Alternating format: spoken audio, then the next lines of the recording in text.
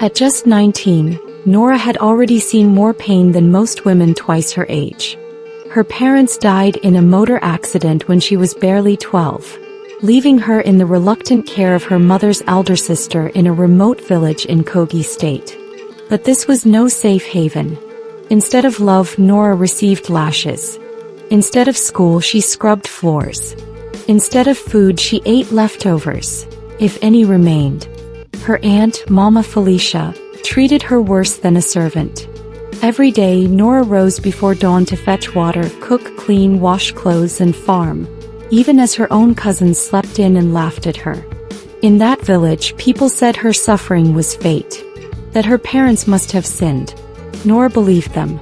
She believed she was cursed, that nothing good could come from her life. But God doesn't write off anyone. What Nora didn't know was that her destiny was watching her, right there in that very village. Her breakthrough was hidden in plain sight.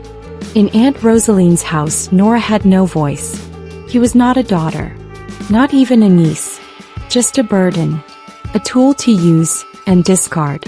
One evening, after a long day of housework and humiliation, Rosaline dropped the final blow.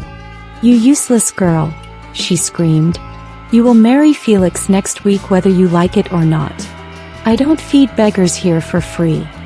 To Rosaline, Nora's value was transactional. A bright price was better than an empty mouth in the house. Felix was a poor, quiet man from the village mechanic shed. Grease-stained, soft-spoken, always fixing other people's cars but never owning his own. The women in the village mocked him. They said he would never become anything. No house, no car, no future. But they didn't see his prayers. They didn't see the sleepless nights. They didn't know that the same man they laughed at was hiding a destiny that would one day shake the ground they walked on. And Nora, poor broken Nora, was about to step into a marriage that would change her life forever. Not out of love, not by choice, but through pain. God was quietly writing a love story the world would one day envy. They forced Nora into marriage. No music, no love, just shame. He cried that night. But Felix, he didn't touch her. He gave her space. He said softly, "You don't have to fear me. I know this wasn't your choice." They lived in a mud house. No electricity. He worked long hours as a roadside mechanic. She cooked, fetched water, sold acre to help out. But slowly, something changed. He never raised his voice. He made her laugh. She began to smile again. One day, Felix came home and suddenly said, "Pack your things. We're leaving." "Leaving to where?" she asked. "To a much more better place," he responded. "Just trust me." She did trust him. He had shown himself as kind and compassionate since their marriage. They moved to Abuja, into a small, neat apartment. He got a job at a bigger garage, then bought a car.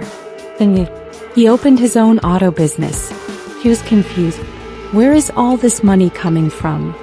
He just smiled and said, "God is blessing us." One night, while sorting through things in their bedroom, she got the shock of her life.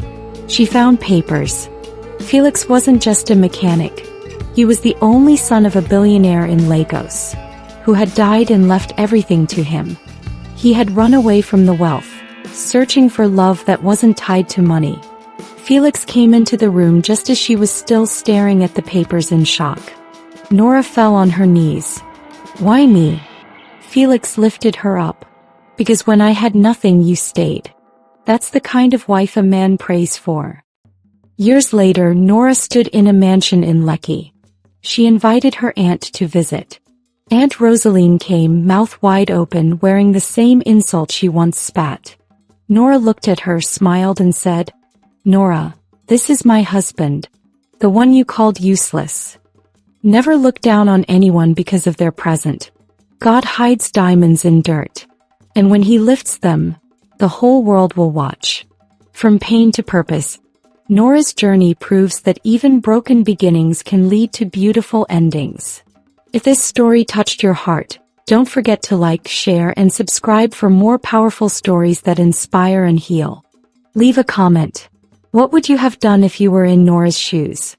Hit the bell icon so you never miss the next emotional journey. Hello, friends. It's your personal person, Cha.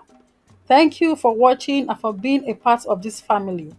Please like and subscribe for more wisdom tales.